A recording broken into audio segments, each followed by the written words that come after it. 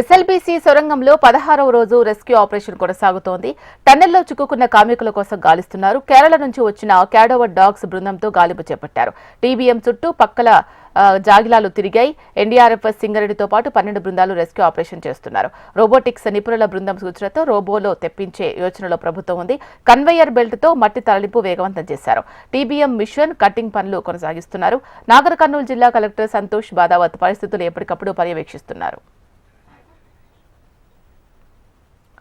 SLBC సొరంగంలో 16వ రోజు rescue operation కి సంబంధించి మరింత సమాచారం మా ప్రతినిధి నరేంద్రచారి అందిస్తారు.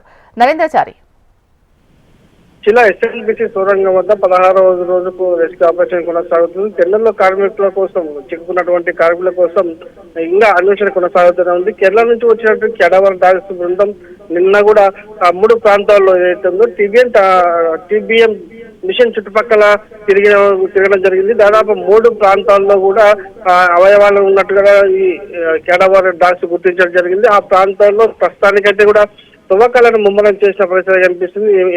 ఎన్డీఆర్ఎఫ్ సింగరేణి బృందాలతో పాటు దాదాపు 12 బృందాలు కూడా 16 రోజులుగా నిరంతరంగా కృషి చేస్తున్న పరిస్థితి కనిపిస్తుంది. ఈ నేపథ్యంలో కూడా నిన్న రోబోటిక్స్ నిపుణుల బృంద సూచన మేరకు రోబోలను కూడా రంగంలోకి తెప్పించే యోచనలో ప్రభుత్వం ఉంది. అందుకు సంబంధించి కూడా కార్యాచరణ కూడా అధికారులు సిద్ధం చేస్తున్న పరిస్థితి ఉంది. ఇప్పటికే 4 కోట్ల రూపాయలు కూడా నిధులు కూడా కేటాయించిన పరిస్థితి ఉంది. దాదాపు సహాయ చర్యలకు సంబంధించి కూడా 4 కోట్ల రూపాయలు కూడా నిధులు కేటాయించినట్లు కూడా ప్రభుత్వం నిర్ణయించిన నేపథ్యంలో కూడా రోబోలను కూడా రంగంలోకి దింపే యోచనను ప్రభుత్వం పరిశీలిస్తుంది. అయితే ఈ రోబోలు కూడా 3 రకాలుగా రోబోలు ఉండే అవకాశాలు కనిపిస్తున్నాయి. ఒకటి మట్టిని ఎత్తిపోసేందుకు, ఒకటి మరొకటి నీటిని తోడేసేందుకు, మరొకటి కూడా ఈ ఇనుప సామాగ్రిని కటింగ్ చేసినటువంటి వాటిని కూడా బయటకు తీసేది. ఈ 3 రోబోలను కూడా తెచ్చే యోచనలో కూడా ప్రభుత్వం ఉన్నట్టు తెలుస్తుంది. ఇది కార్యాచరణ తెలిస్తే కనుక ఈ రోజు రాత్రి లేక రేపు ఉదయం కూడా రోబోలు వచ్చే అవకాశాలు ఉన్నట్టుగా స్పష్టంగా తెలుస్తుంది. ఏదేమైనప్పటికీ ఇక్కడ ఉన్నటువంటి విడి భాగాలను కూడా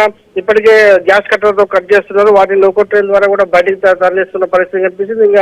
ఇంకా నిరంతరంగా కూడా మట్టి తరలింపు అలాగే డీవాటరింగ్ కూడా కొనసాగుతూ ఉంది. ఇప్పటికే ఈ ప్రాంతాల్లో కూడా 14 కిలోమీటర్ల ప్రమాదం జరగగా 13 కిలోమీటర్ల వరకు కూడా 13.900 మీటర్ల వరకు కూడా ఈ సొరంగ మార్గంలో సులువుగా వెళ్లే అవకాశం ఉంది. తర్వాత మిగతా 50 మీటర్లే అత్యంత కీలకంగా కష్టంగా మారిపోయిన పరిస్థితి. 50 మీటర్ల వద్ద కూడా మట్టిని తరలించడం చాలా కష్టసాధ్యమైన నేపథ్యంలో కూడా రోబోలను కూడా రంగంలోకి దించే అవకాశాలు కనిపిస్తున్నాయి. నిన్న మంత్రి ఉత్తమ్ కుమార్ చెప్పిన మాటలు బట్టి చూస్తే కనుక మరోసారి 11వ తారీఖున ముఖ్యమంత్రి నేను కూడా ఈ సంఘటన స్థలాన్ని పరిశీలిస్తాం. అది సాధ్యం కాకపోతే హైదరాబాద్ లోని ఈ బృందాల ప్రతినిధులతో కూడా సమావేశం నిర్వహించి అక్కడే దీనికి సంబంధించిన కార్యాచరణ రూపొందిస్తామని చెప్పేసి ఉత్తమ్ కుమార్ చెప్పిన పరిస్థితి కనిపిస్తుంది. మొత్తానికి రోబోలను కూడా రంగంలోకి దింపే అవకాశాలు మాత్రం స్పష్టంగా కనిపిస్తుంది.